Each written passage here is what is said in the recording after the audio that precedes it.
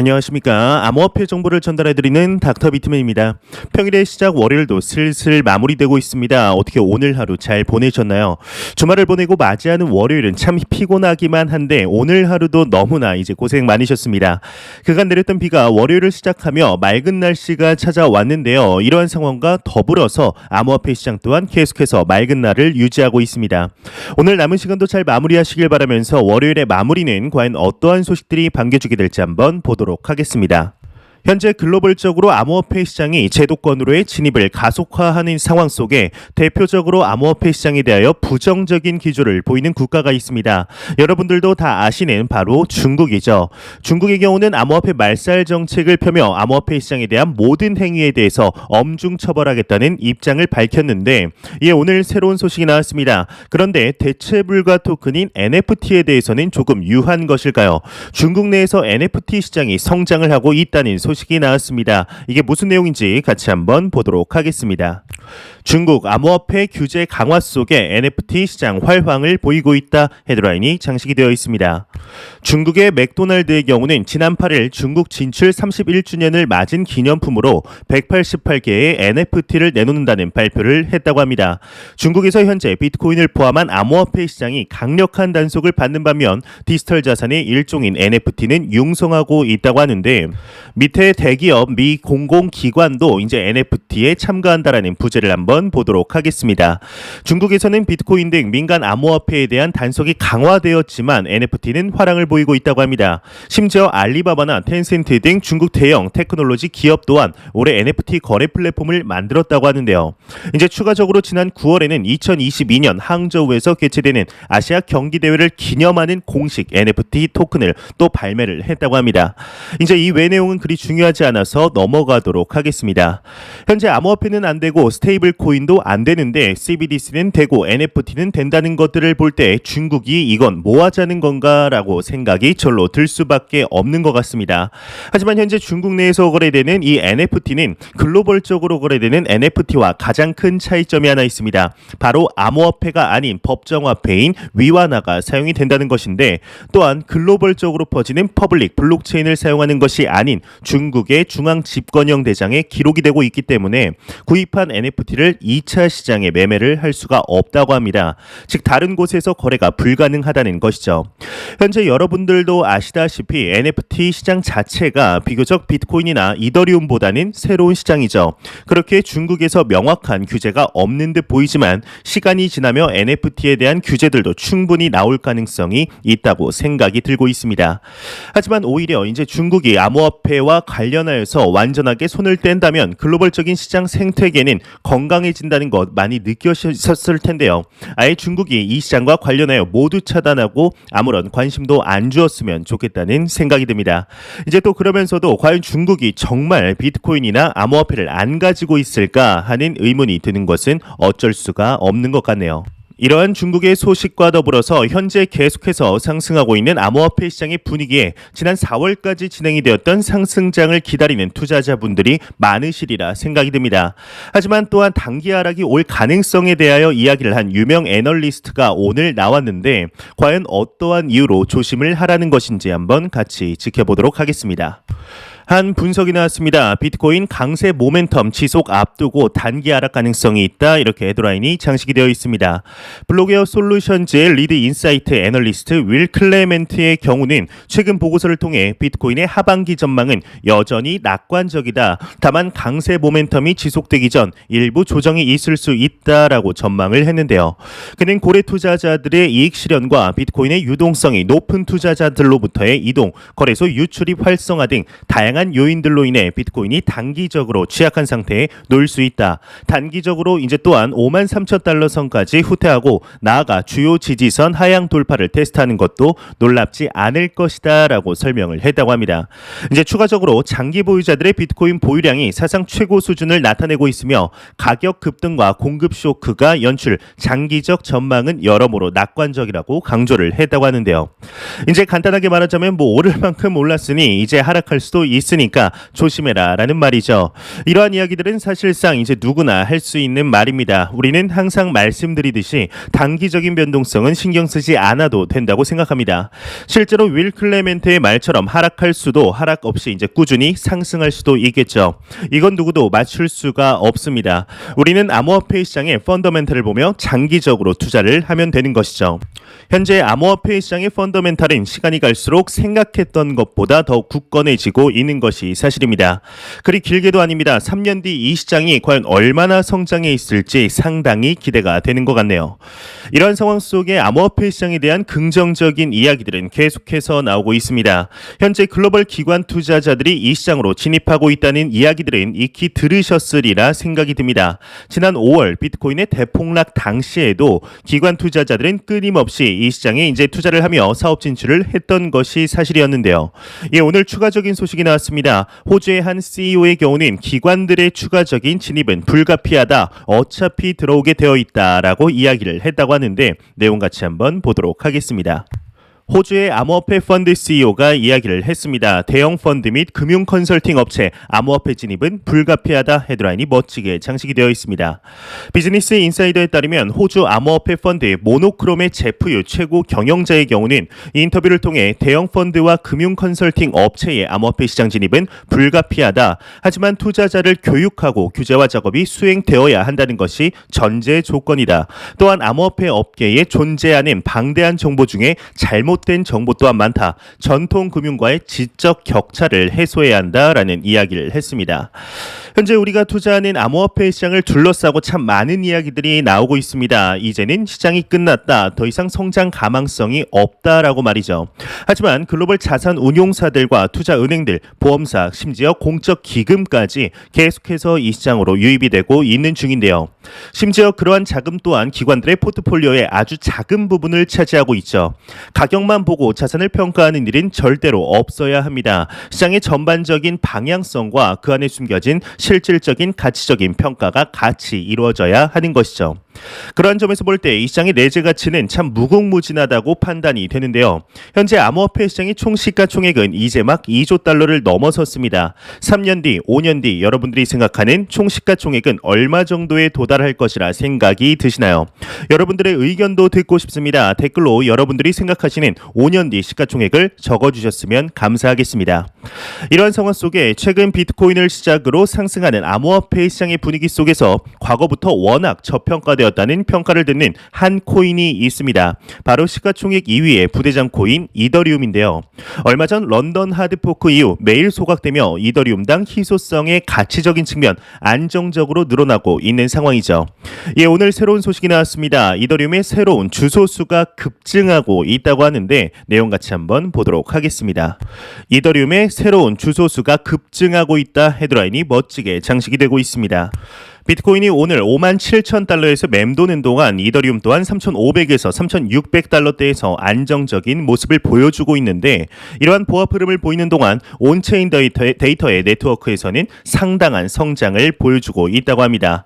이제 밑에 주소수 급증이라는 부제를 한번 보도록 하겠습니다. 제공된 온체인 데이터에 따르면 네트워크에 무려 15만 5천 개가량의 새로운 주소가 등록이 되었다고 합니다.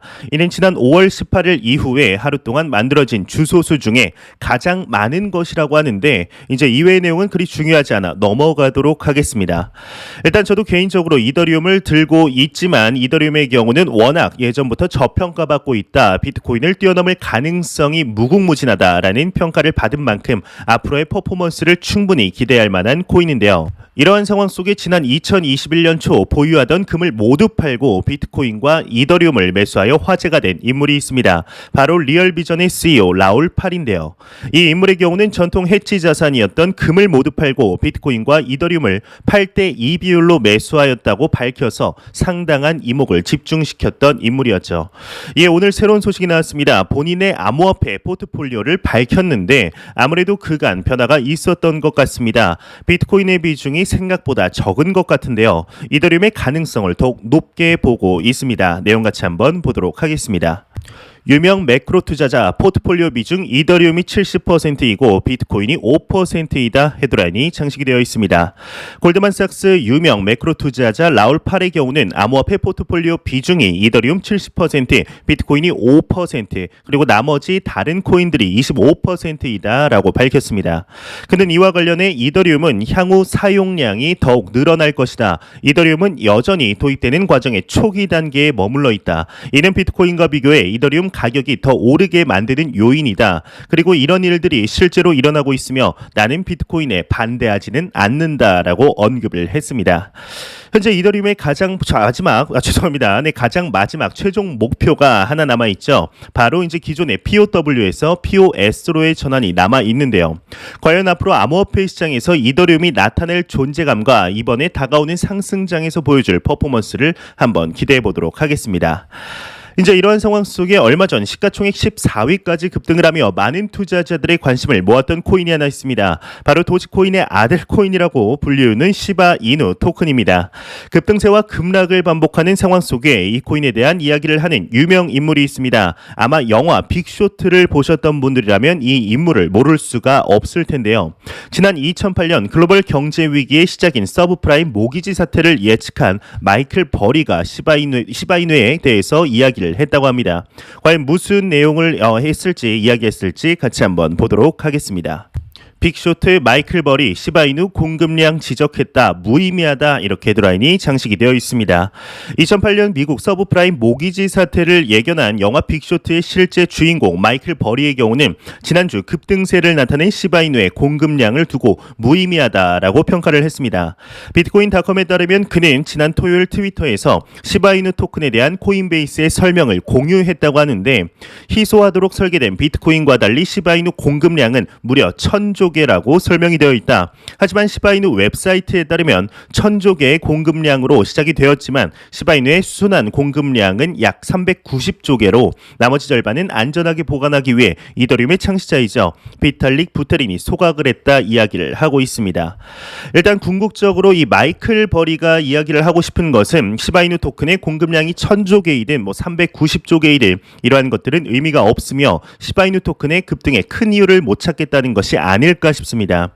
현재 지난 상승장에서 상당히 화제가 되었던 도지코인을 시작으로 많은 투자자들이 밈 토큰에 대하여 관심이 늘은 것이 사실인데요.